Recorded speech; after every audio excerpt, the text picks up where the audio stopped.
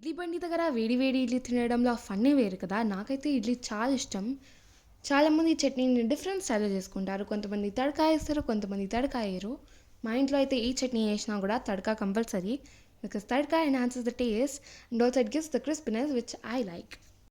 మా మమ్మీ పల్లి చట్నీలో పాలేసింది. It's like a secret ingredient.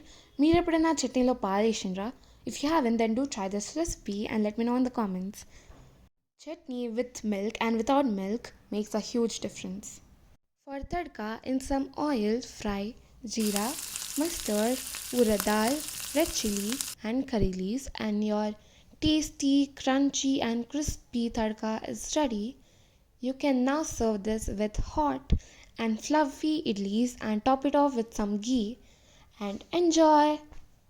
If you like this recipe, don't forget to like, share, and subscribe, and click the bell icon to be updated on every new video, and stay tuned.